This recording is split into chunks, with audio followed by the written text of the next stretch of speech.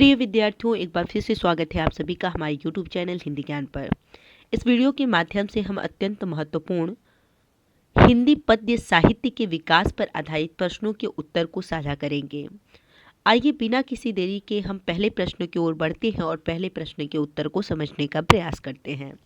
देखिए, पहला प्रश्न दिया गया है कि निम्नलिखित में से कौन सी रचना भक्ति काल में लिखी गई है? उद्धव शतक, सूरसागर या कामायनी या साकेत? तो आपका सही विकल्प है सूरसागर। सूरसागर जो रचना है यह भक्ति काल में लिखी गई रचना है। अगला प्रश्न है, बिसलदेव रासो रचना है नरपति नाल की, भट्ट केदार की, जगनीक की या दलपति विजय की? तो सही विकल्प आपका है नरपति नाल की रचना बिसलदेव रासो है। अगला प्रश्न है, निम्नलिखित में से कौन ज्ञानाश्रयी शाखा के कवि नहीं हैं? गोस्वामी तुलसीदास, नानक, दादू दयाल या कबीर?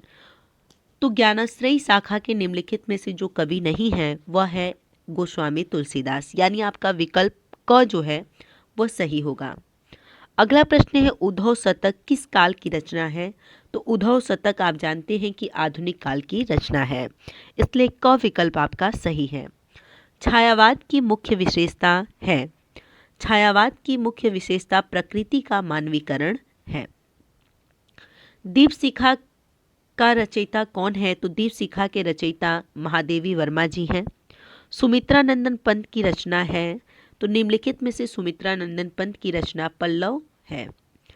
अगला प्रश्न है, चिदम्बरा पर ज्ञानपीठ पुरस्कार प्राप्त किस कवि को हुआ था? मैथिली शरण गुप्त, सुमित्रा नंदन पंत, अयोध्या सिंह उपाध्याय हरिऔध, रामधारी सिंह दिनकर को? तो चिदम्बरा जो है इस पर ज्ञानपीठ पुरस्कार प्राप्त किया था सुमित्रा नंदन पंत जी ने। अगला प्रश्न है, साकेत कृति के रचनाकार कौन हैं? तो आप जानते हैं कि मैथिली शरण गुप्त की बहुत ही प्रसिद्ध रचना है साकेत, यानी साकेत कृति के रचनाकार मैथिली शरण गुप्त जी हैं। हरिऔध का जन्मस्थल है। हरिऔध जी का जन्मस्थल निजामाबाद है। अगला प्रश्न है, किस कवि को राष्ट्रकवि का सम्मान प्राप्त हुआ है? तो राष्ट्रकवि का सम्मान मैथिली शरण गुप्त को प्राप्त हुआ है क्योंकि इनकी रचनाओं में राष्ट्र प्रेम की भावना देखने को मिलती है। तार सप्तक के संपादक हैं। तार सप्तक जो कि 4 प्रकाशित हुआ था। पहला तार सप्तक 1943 ईस्वी में, दूसरा तार सप्तक 1951 ईस्वी में, तीसरा तार सप्तक 1959 ईस्वी में और चौथा तार सप्तक जो था वो 1979 ईस्वी में प्रकाशित हुआ था। इसके संपादक जो थे वो अज्ञेय जी थे। अज्ञेय जी का पूरा नाम सच्चिदानंद हीरानंद वात्स्यायन अज्ञेय है, इसलिए तार सप्तक के संपादक जो हैं वो अज्ञेय जी हैं। प्रिय प्रवास के रचनाकार हैं। प्रिय प्रवास के रचनाकार अयोध्या सिंह उपाध्याय हरिऔध जी हैं। प्रिय प्रवास खड़ी बोली का पहला महाकाव्य है। अगला प्रश्न है, छायावादोत्तर काल का समय माना जाता है। तो छायावादोत्तर काल का समय सन 1918 से सन 1938 ईस्वी तक माना जाता है। आलखंड का दूसरा नाम क्या है? तो आलखंड का दूसरा नाम जो है वह परमाल रासो है। अगला प्रश्न है, आदिकाल का एक अन्य नाम क्या है? तो आदिकाल का एक अन्य नाम सिद्ध सामंत काल है, यानी ख विकल्प आपका सही है। जयचंद्र प्रकाश किसकी रचना है? तो जयचंद्र प्रकाश भट्ट केदार जी की रचना है। अगला प्रश्न है, खुमान रासो किसकी रचना है अथवा खुमान रासो के रचयिता कौन है? खुमान रासो जो रचना है वह दलपति विजय जी की रचना है, यानी ग विकल्प आपका सही है। वीर गाथा काल के कवि हैं। चंद्रबड़ दाई जो हैं वह वीर गाथा काल के कवि हैं। बुद्धिरास के रचयिता हैं। बुद्धिरास के रचयिता सालिभद्र सूरी जी हैं। बिसलदेव रासो के रचयिता कौन हैं? तो बिसलदेव रासो के रचयिता नरपति नाल जी हैं। आदिकाल के रचनाकार हैं नरपति नाल, अयोध्या सिंह उपाध्याय हरिऔध, केशव दास या नाभादास? तो आप जानते हैं कि आदिकाल के रचनाकार नरपति नाल जी हैं। बिसलदेव रासो इनकी बहुत ही प्रसिद्ध रचना है। हिंदी साहित्य के आदिकाल के लिए बीज वजन काल नाम दिया था किसने? तो सही विकल्प है महावीर प्रसाद द्विवेदी ने। विद्यापति के पदों में कहीं कहीं पुट है, तो विद्यापति के पदों में कहीं कहीं भक्ति का पुट दिखाई देता है, यानी कहीं कहीं भक्ति दिखाई देती है। आदिकाल का वीर गाथा काल नामकरण किया था, तो आदिकाल को वीर गाथा का नामकरण जो किया था वह आचार्य रामचंद्र शुक्ल जी ने किया था। अमीर खुसरो की चर्चा निम्नलिखित में से किसमें है? तो अमीर खुसरो की रचना खालिक बारी में है। हिंदी की प्रथम रचना है, हिंदी की प्रथम रचना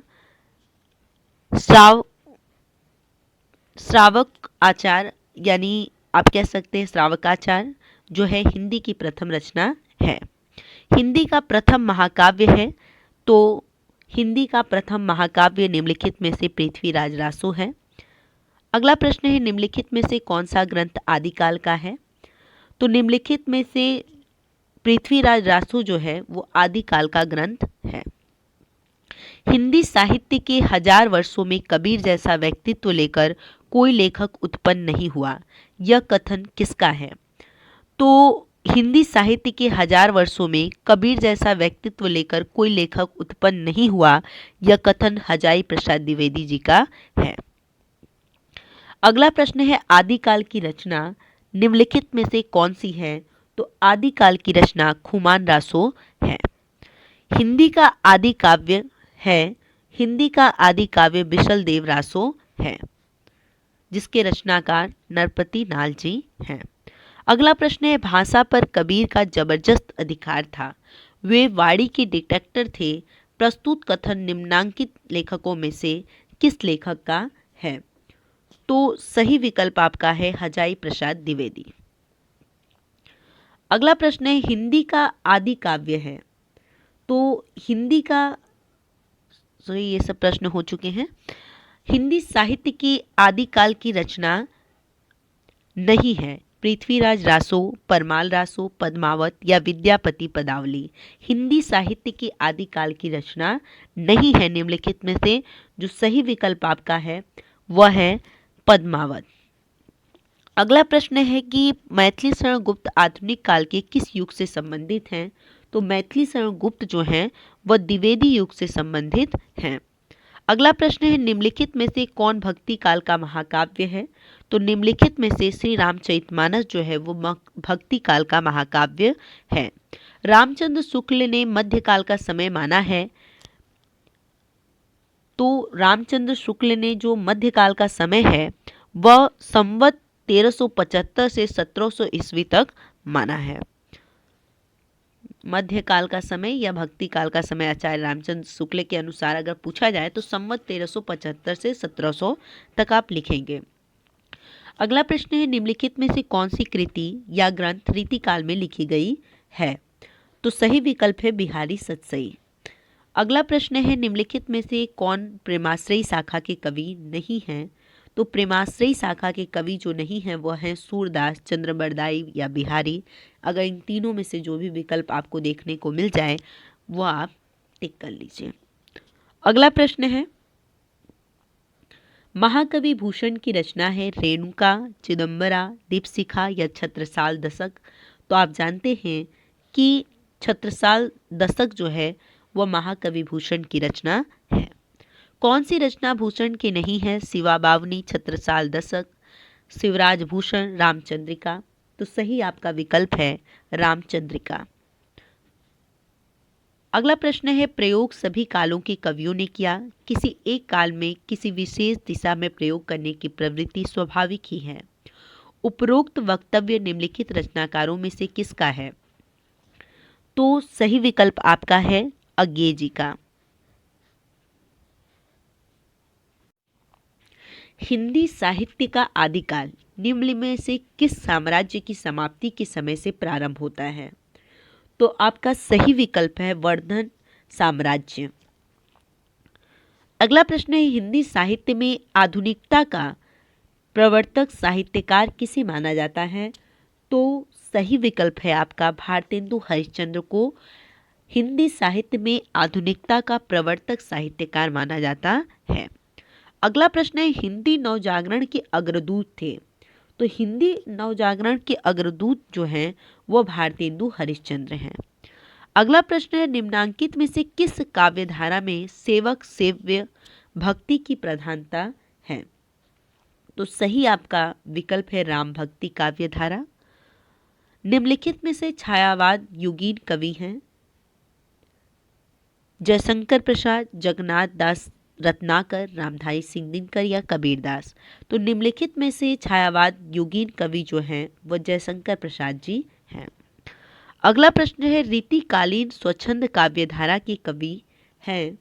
तो रीतिकालीन स्वच्छंद काव्यधारा के कवि बोधा हैं।